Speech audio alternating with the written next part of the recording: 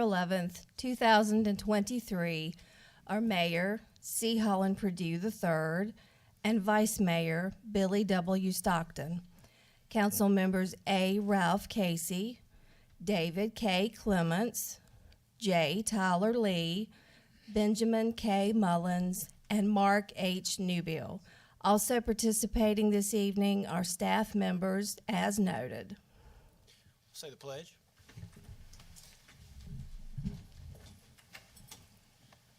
I pledge allegiance to the flag of the United States of America and to the republic for which it stands, one nation, under God, indivisible, with liberty and justice for all.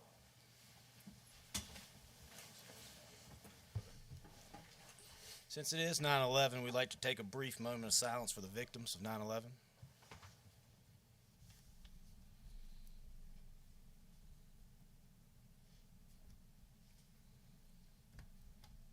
Thank you. Prior to the approval of the agenda, we'd like to add 9.2 under new business, which will be update on the Harvester and an update on 150 Fest.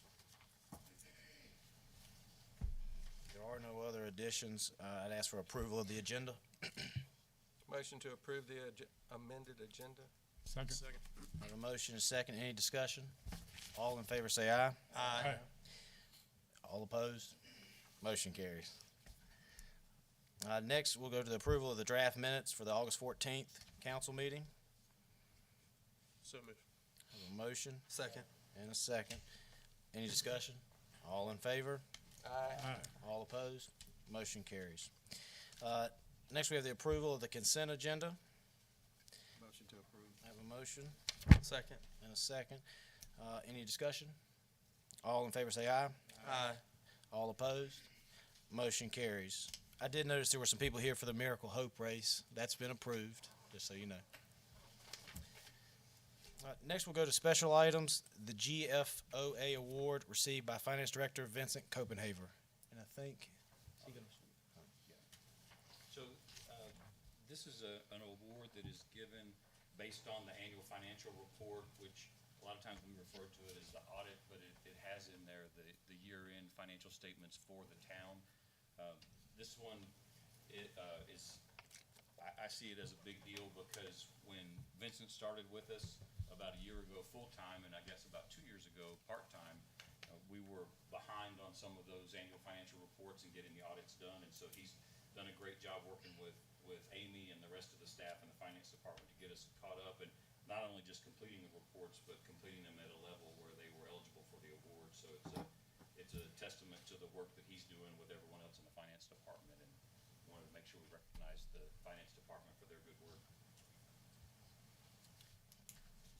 Thank you, guys.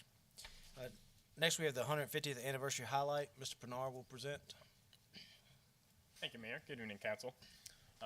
If you haven't picked up on it yet, you might have noticed that Rocky Mount is very much a music town. We have a lot of musical talent here. We're the eastern gateway to the Crooked Road.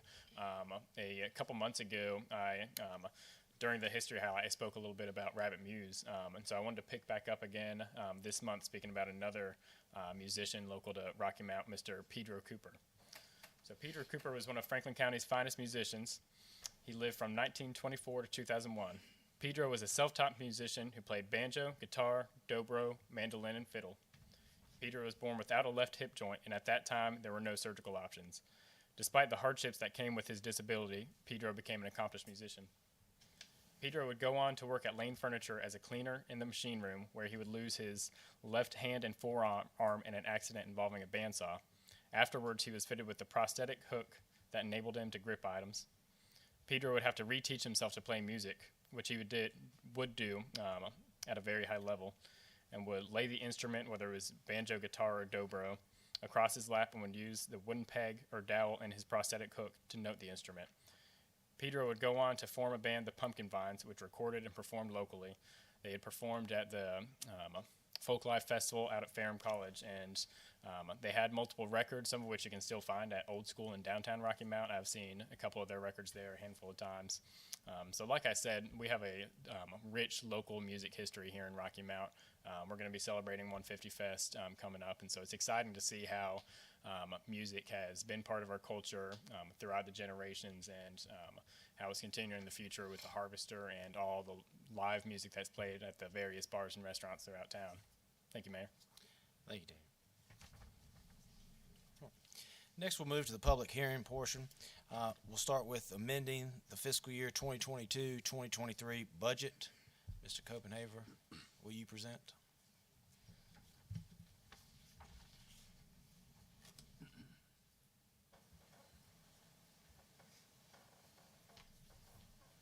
Mr. Mayor and Council, you'll notice in your packet that anytime we have an amendment to our budget that exceeds 1% of our adopted budget, then we're required to have a public hearing on that amount. So we have two requests for you tonight. One is for the old budget that we just completed, the 22-23 fiscal year budget. We would ask that you amend that by $1.3 million, and as you can tell, most of that is our State of Good Repair grant that we received and need to officially appropriate to the old fiscal year. And then we're also amending the 23-24 budget, also by a large amount, so that we can amend the budget for the funds that we borrowed for our land purchase.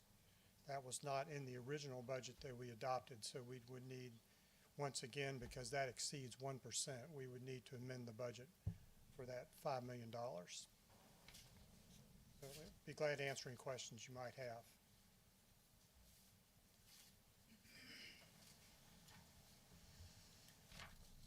Any questions for Mr. Copenhaver? Yeah, any I'm speaker? gonna wait. See if anybody has any questions first, Mr. Pruitt. Anybody here? No one was signed up to speak on this matter. So I think we need to take them separately. Does anybody have a motion on the 2022-2023 budget? I'll make a motion. Motion Second for the 2023. and a second. Any discussion? All in favor? Aye. All opposed? Motion carries as to the 2022-2023 budget. Now to the 2023-2024 budget. There was no one signed up to speak, so Motion to approve. have a motion to approve Second. and a second. Any discussion? All in favor say aye. Aye. All opposed? Motion carries. Thank you, Vincent. Next, we have the disposition of real property tax map number 204-385. Mr. Wood will present. Council, this is the property that we oftentimes refer to as the Cox property down at the end of Weaver Lane. This item has been included as part of the process that we're going through with started with the purchase of the Ready Mix property.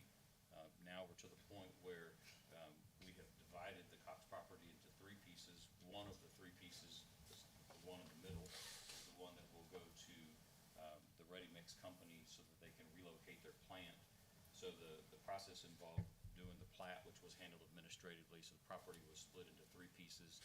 The middle piece, that's approximately 20 acres, will be transferred to Mr. Young and his company so that he can relocate the Ready Mix plant. And then the remaining two pieces, one of those is mostly the impound lot that the police department uses, and then there's a vacant lot that's over behind Davis Heating and Air. That one will still be available for future use if we find a prospect that can use that property. So this would be to transfer all three properties to the EDA, and then the EDA will hold on to the two properties and transfer the one property to the Ready Mix company. We're just moving down the road in the process that's been set up to make all of that transaction happen. Did I get everything, Mr. Bortnott? Did, sir. Okay. Does anybody have any questions for Mr. Wood? And we had no one sign up to speak for this portion. So we will entertain any motions. I'll make a motion to approve. Second. Have a motion and a second. Any discussion? All in favor say aye. Aye. All opposed? Motion carries. Next, we have one person signed up to speak tonight, Miss Brenda Muse. would come up and Good evening, Board. My name is Brenda Muse. I live at 145 Purdue Lane.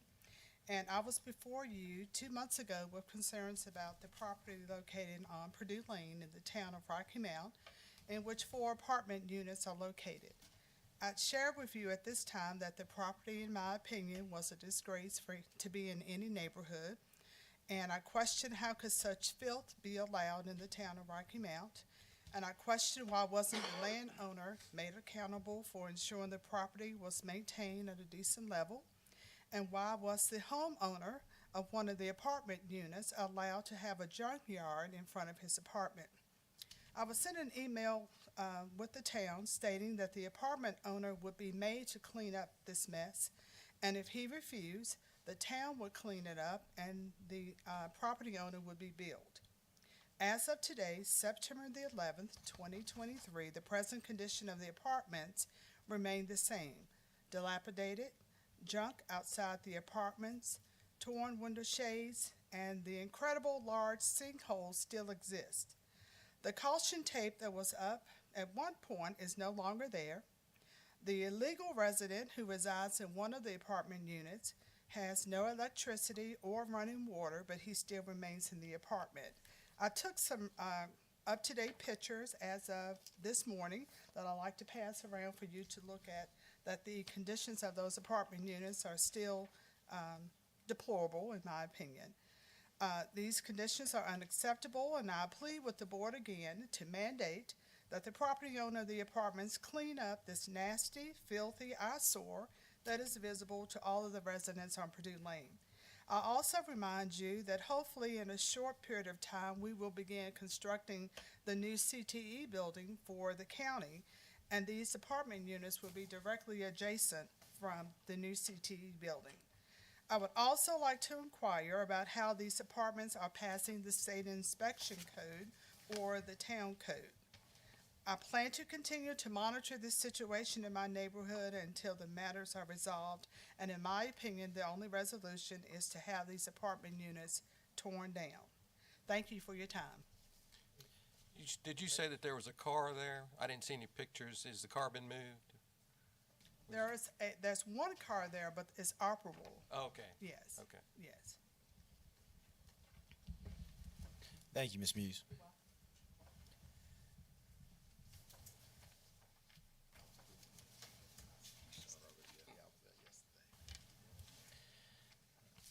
Next, we'll move to new business. First on that agenda is the water plant mud valve replacement. Mr. Moore will present. Good evening, Mr. Mayor and Council. This is 22 mud valves in the sedimentation basin out at the water plant. This is something that was in the CIP budget in FY23 for a number of reasons. It's been rolled over into FY24. The funds are still there, $125,000 identified in the CIP. Your water plant superintendent, Kevin Atkins, is away at a conference tonight, so that's why he's not here. But I'm presenting this on his behalf. What we're here for is we have $125,000 in our CIP. As you well know, over the last 2 years, everything has went up significantly. We worked with Thompson and Litton, our engineers, on contract to bid it out. Bids came in at in your packet there with contingency of $238,000. And so the request is to move forward with the project with the additional funds being taken out of the, it's a misprint, I have for, that they would come from town reserve funds. Actually, it's utility capital reserves. And so that's a fund that can only be used for projects like this. So the request of you tonight is to approve the increased cost for these mud valve replacements out at the water plant that have been in operation out there since 1983. So it's a long time. Any questions for Mr. Moore? What type of warranty type of stuff do we have for this? Obviously not, I'm talking about for the new one coming in. I'd have to check with Kevin on the warranties for. You know, extra $100,000, I hope we have a lot. You said there was 27, 22. 22. I do know the contingency is, there's a contingency that's contributed to some of the increased costs. There was a contingency of 53,000 that was added right before it went out to RFP. The concern was that these valves they've set in those ponds for almost 40 years, more than 40 years. And so, the contingency is there because if they have to be manually removed, chipped out, then that would drive up the cost, obviously. So there's a potential for it to be approximately $50,000 less than the number that you see there. Well, it's a must-have, so, I mean, we gotta fix it. So I'll make a motion to approve it. We have a motion Second. and a second. Any discussion? All in favor? Aye. All opposed? Motion carries. Next, we'll do the update on the harvester. Correct. Robert has some information to pass around to you. Little handout.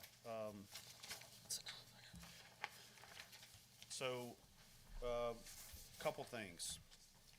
The report that you have in front of you reflects the first full fiscal year for the harvester coming out of COVID. COVID, of course, came with vaccine and mask mandates, and we also have a change in management in that time period as well. So there's some changes over the last few years, and so we thought it would be an appropriate time to give you an update on harvester numbers. And I know that generally speaking, you don't give people information to look at while you talk, but I felt like if we went over these numbers, you would want to see the specific numbers that I was talking about, and then I'll have a few comments after that.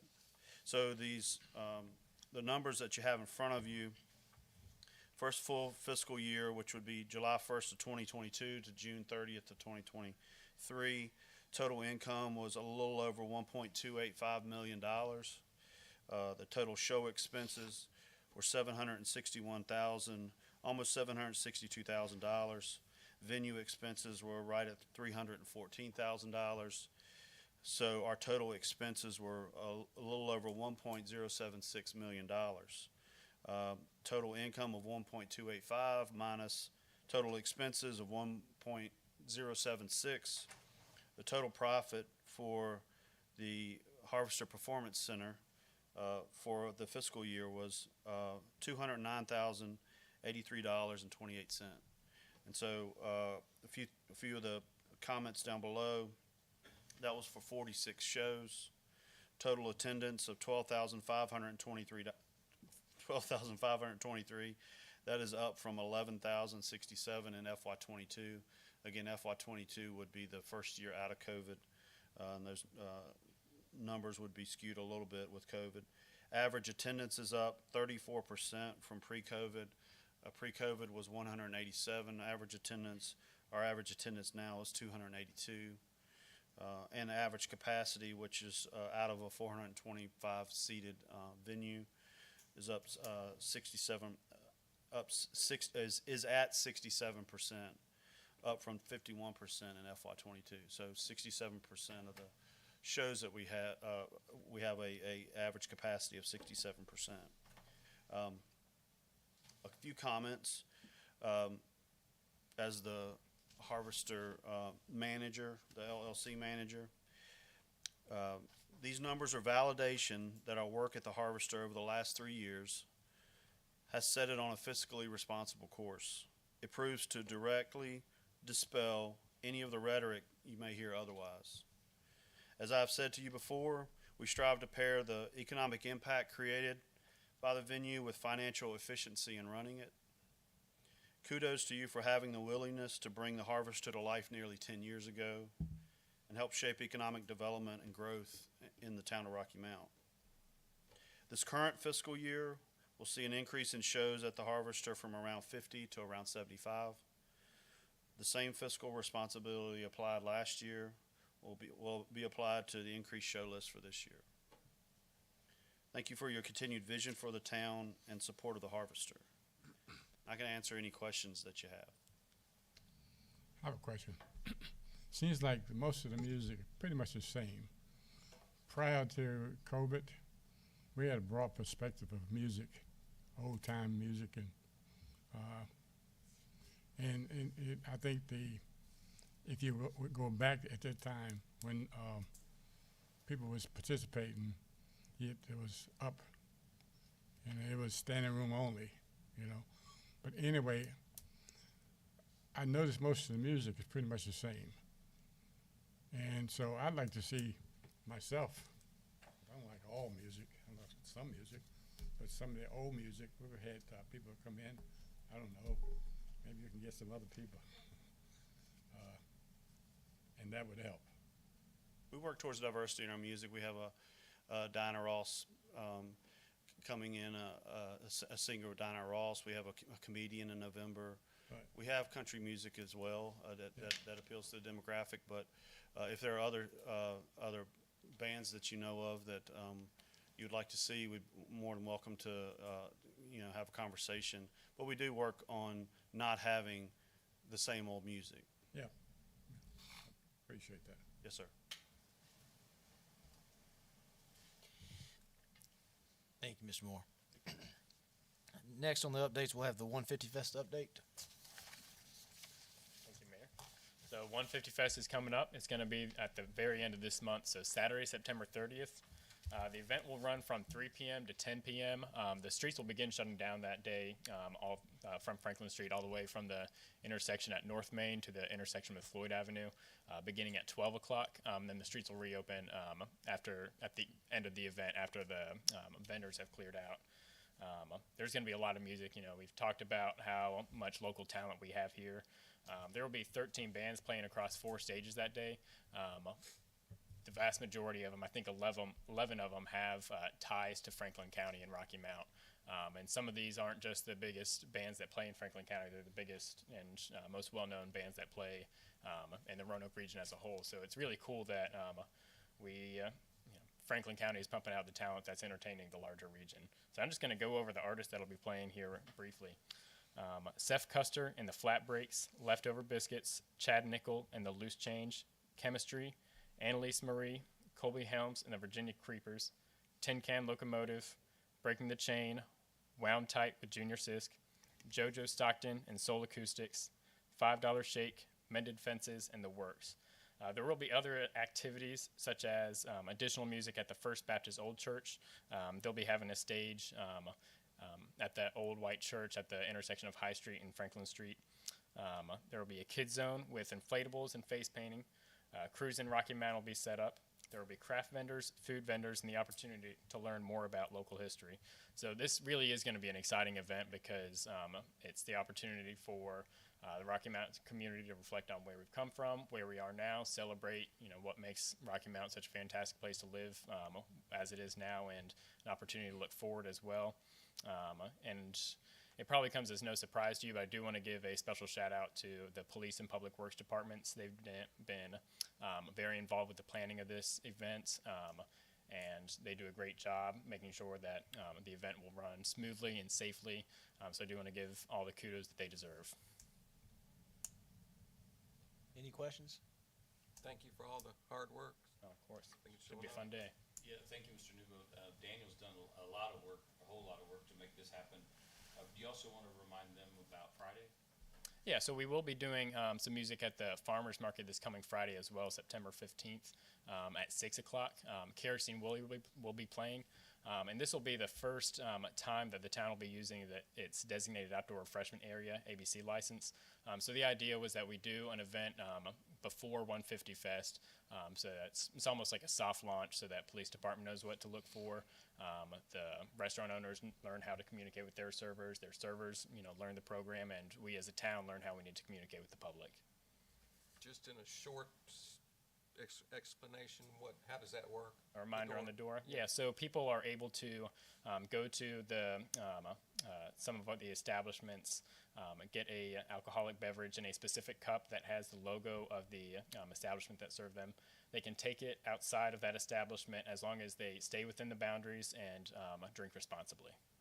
And they can go to but they can't get into another bar until they've finished. That's correct. They could not, for example, take a drink from Anastasia's into the Rocky Mount Burger Company or vice versa. but they could take it out and walk around and would be Right. okay. Listen to music at the farmer's market or Okay, okay. So, and we may be getting into the weeds on this, and if so, I apologize, but, if an individual goes to Old Town, the wine place, they purchase a bottle of wine that they cork and then uncork. That is not part of this program, correct? that's correct, because it has to be served in that specific cup. Both events are, is the rain dates? I mean, with the weather, it's so iffy. Yeah, so the September 15th event does not have a rain date, but at this point, the weather's looking promising. September 30th, we would likely be looking at, you know, if there were inclement weather, doing a smaller version at another date. Thank you. Good work, Daniel. All right, we have a closed session this evening. In order to enter into a closed meeting, I need a motion, and that motion will be to move into a closed session under the cited Virginia Code, being section 2.2-3711A.1 and 3. Do I have a motion to go into the closed meeting under the cited code? So moved. And do I have motion and a second. Any discussion? All in favor say aye. Aye. All opposed? Motion carries. Thank you for attending the meeting. After the closed session, we will resume.